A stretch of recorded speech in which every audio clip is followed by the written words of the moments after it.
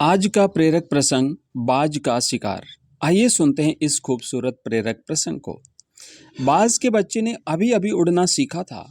उत्साह से भरा होने के कारण वह हर किसी को अपनी कलाबाजियां दिखाने में लगा था।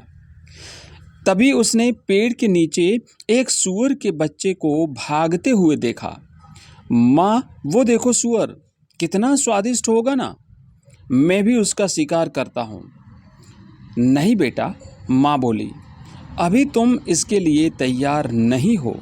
सूअर एक बड़ा शिकार है, तुम चूहे से शुरुआत करो। बाज आज्ञाकारी था। उसने फौरन माँ की बात मान ली और जल्द ही उसने बड़ी कुशलता के साथ चूहों का शिकार करना सीख लिया। अब उसका आत्मविश्वास बहुत बढ़ चुका था। वह अपनी माँ के पास गया और फिर से सूअर का शिकार करने के लिए कहने लगा, अभी नहीं बेटा, पहले तुम खरगोश का शिकार करना सीखो, माँ ने समझाया। कुछ ही दिनों में बाज ने खरगोशों का शिकार करना भी सीख लिया।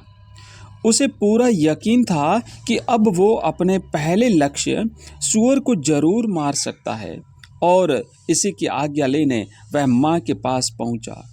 पर इस बार भी माँ ने उसे मना कर दिया और पहले मेमने का शिकार करने को कहा। बाज जल्दी ही मेमनों का शिकार करने में पारंगत हो गया।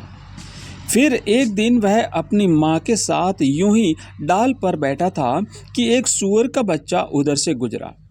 बाज ने अपनी माँ की ओर देखा। माँ मुस्कुराई और सूअर पर झपट पड़ने का इशारा किया। बाज ने फौरन नीचे की ओर उड़ान भरी और उस दिन उसने पहली बार अपना मनपसंद खाना खाया। दोस्तों, सोचिए अगर माँ ने पहली बार में ही उसे सूअर का शिकार करने को कह दिया होता तो क्या होता। नन्हा बाज निश्चित तौर पर असफल हो जाता और संभव है उसका आत्मविश्वास कमजोर हो जाता। लेकिन जब उसने पहले छोटे छोटे शिकार किए तो उसका आत्मविश्वास और उसकी काबिलियत दोनों निखरती गई और अंततः वह अपने मनपसंद लक्ष्य को पाने में सफल हुआ।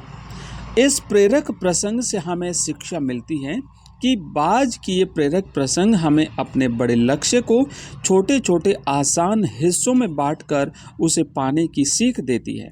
इसीलिए बड़ा लक्ष्य बनाइए, जरूर बनाइए, लेकिन उसे पाने के लिए अपने अंदर धैर्य रखिए, अपने गुरु की बात मानिए और योजनाबद्ध तरीके से उसे छोटे हिस्सों में बांटकर अंततः अपने उस बड़े लक्ष्य को हासिल कीजिए। धन्यवाद।